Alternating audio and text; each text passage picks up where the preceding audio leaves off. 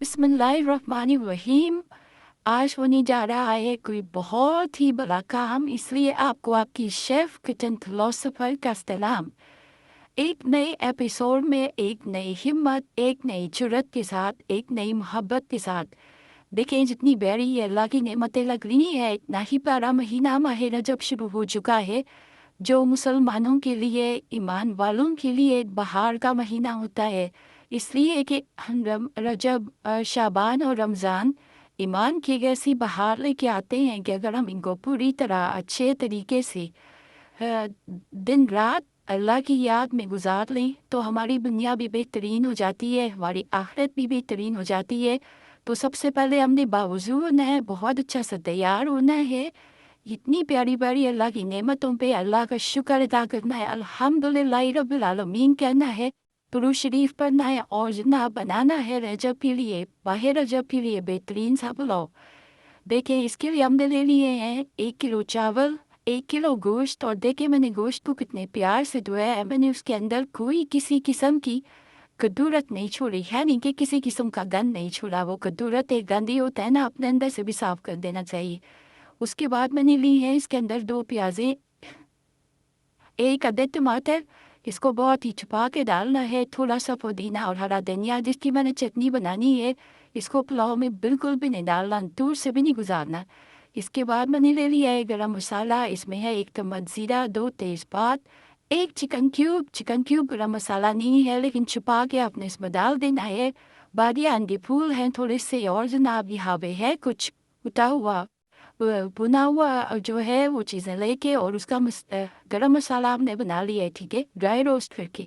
इसके बाद ले लिया है 1 चम्मच बड़ा भर के हमने घी का, 2 चम्मच नमक, और जो ना आप कुछ और डालने को दिल करे तो हरी मिर्चें में डाल दें, इसका फ्लेवर बहुत अच्छा आता है। बिल्कुल आखिर में डालें, छुपा छुपा के डालें। इसके बाद ले लिए हैं हमने तकरीबन 8 से 10 जो है लहसुन की, जिसका बहुत ही बेहतरीन इसमें जायका आएगा। इसको हमने बारीक कूट लेना है। फिर मैंने सौंफ ले ली है, और मैंने ले लिया है साबित धनिया। सौंफ और साबित धनिया का पानी अलग बना के रख लिया है, और उसको जब मैं पुलाव में पानी डालूंगी तो मैं उसके अंदर डाल दूंगी। यहाँ पे आपको दिखाने के लिए मैंने रखा है। इसके बाद जनाब बिस्मिल्लाह पढ़ के शुरू करते हैं खाना बनाना। अल्लाह की इतनी नेमतें हमारे पास किचन में हैं कि अगर हम हर नेमत को देख के एक दफ़ा अल्हम्दुलिल्लाह कहते हैं तो यकीन करें कि अल्हम्दुलिल्लाह की जो तस्बीह हम अदा करके खाना बनाएंगे और जो अल्लाह का शुक्र अदा करके हम खाना बनाएंगे, हमारे पूरे घर में वैसी मोहब्बत को फ़रोग़ देगा कि उस मोहब्बत को ढूंढने के लिए हमें कहीं और बाहर से किसी के पास जाना नहीं पड़ेगा। अच्छा, आप सोच रहे होंगे ये दादी को क्या हो गया, इतना रट्टा लगा के बोल रही है। दादी आज बेचारी बड़ी मुश्किल में है, इसलिए पतीली में डाल दिया है घी, घी में डाल दी है प्याज, प्याज को किया है ब्राउन, और उसमें डाला है गरम मसाला। गरम मसाला डाल के आपने इसको भी थोड़ी देर भूनना है। मेरी बहू की तरह जल्दी नहीं करनी।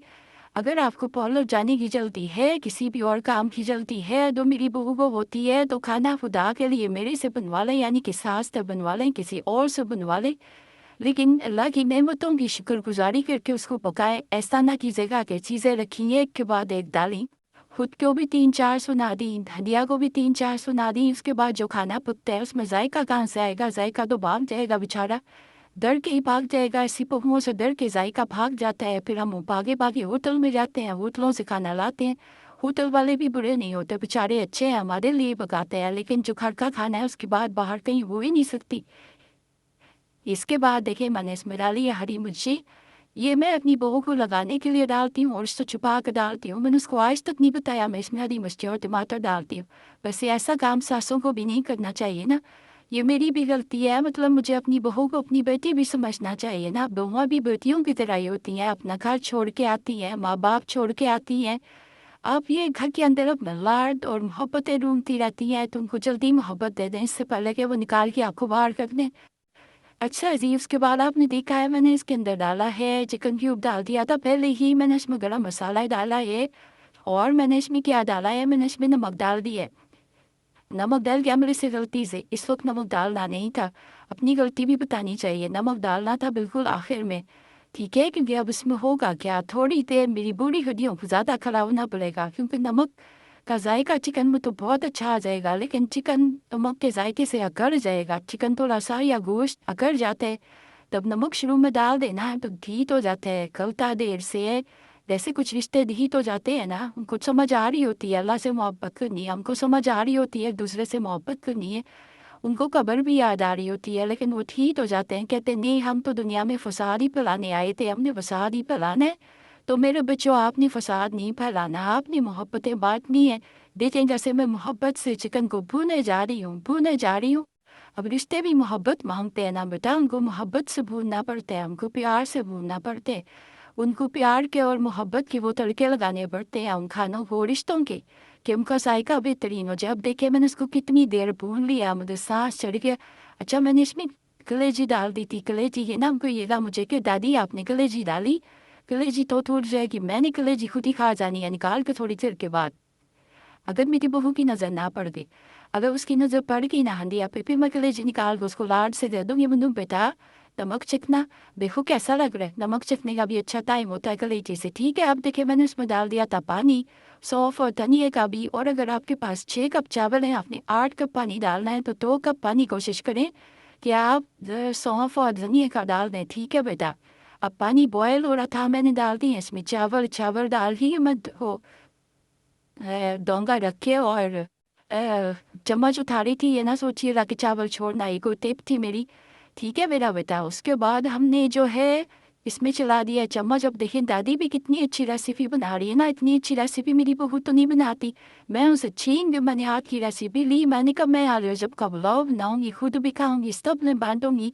अल्लाह बांटने वालों को ज़्यादा देता है, माहिर जब में सदका करना बहुत सवाब है मेरे बच्चों, ज़्यादा से ज़्यादा सदका करें। अब देखें सदके की नीयत से पुलाव बनाया, कितना अच्छा बना। और मेरी बहू मेरी सर पे आगे खड़ी हो गई थी, मैं कलेजी नहीं खा सकी, ये देखें आपको सामने नजर आ रही है, पर मैंने उसको भी नहीं थी।